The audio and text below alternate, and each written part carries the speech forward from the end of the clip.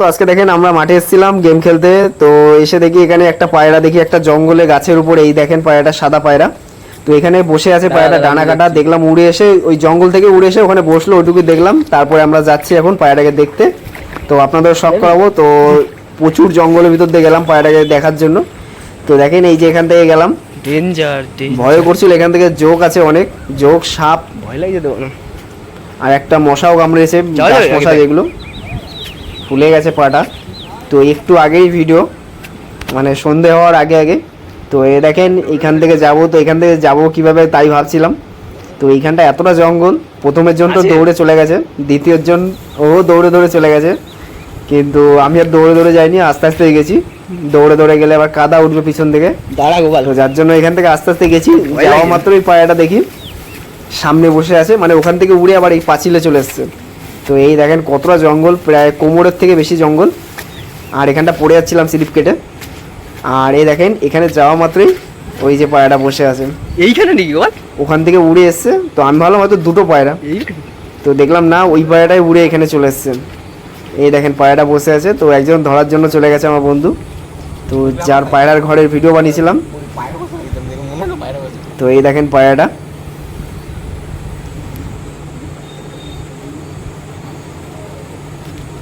তো ভিতর দিয়ে একজন আয় আয় বলে ডাকছিল, পায়রা মানে মুরগি ডাকছিল না পায়রা ডাকছিল বুঝতে পারছিলাম না, মানে ভিতরে একজন ছিল। এইটা হলো বাগান বাড়ি আমাদের এলাকার ভিতর, 2-3টে বাগান বাড়ি আছে এরকম।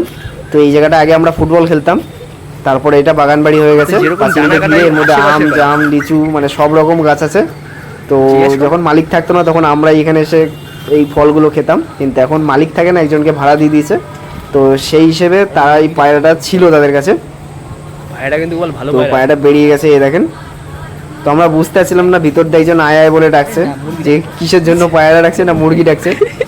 তো লগড় হচ্ছিল পায়রাটাকে, আর এই সময় এত মশা কামড়াচ্ছিল এখানটা।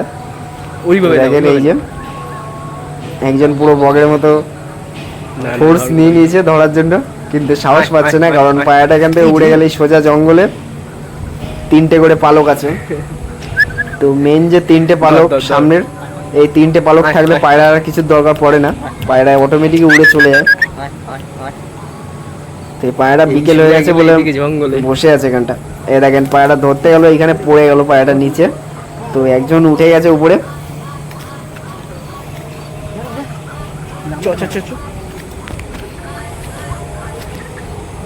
এই গাঁথনিটা এতটা বড় যে লাফ মেরে ওঠা যায় না, মানে উঠতে গেলে এখন শ্যাওলা লেগে যাবে গায়ে। তাও একজন উঠে গেছে এই যে। আর কতটা কাদার মধ্যে এসছে আমরা, মুরগি ডাকছে তো, আমি তো পায়রা ডাকছিলাম ওই পাশে একটা রাস্তা থেকে, যেটা আমরা বসে বসে ফ্রি ফায়ার গেম খেলি। তো পায়রাটা ধরে নিয়ে আসুক, তারপরে আপনাদের দেখাচ্ছি। এইটা ওইটা, ওটা তো উড়ে বেড়াচ্ছিল। তো ওই পায়রাটাকে যদি আমরা না ধরতাম, পায়রাটা হয়তো আর বেঁচে নাও থাকতে পারতো, কারণ এই পায়রাটা এমন জায়গায় চলে এসছে, এখান থেকে মানে রিটার্ন যাওয়া অনেক কষ্টের ব্যাপার আছে, চারিদিকে জঙ্গল।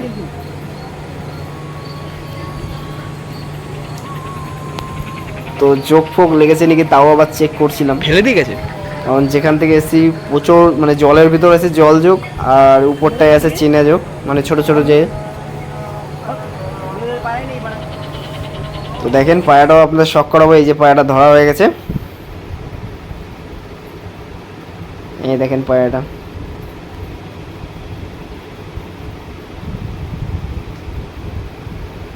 লাল চোখের একদম মাদি পায়রা। তো পায়রাটা এখান থেকে ধরা হয়ে গেছে, এবার এখান থেকে নামবে পায়রাটাকে নিয়ে।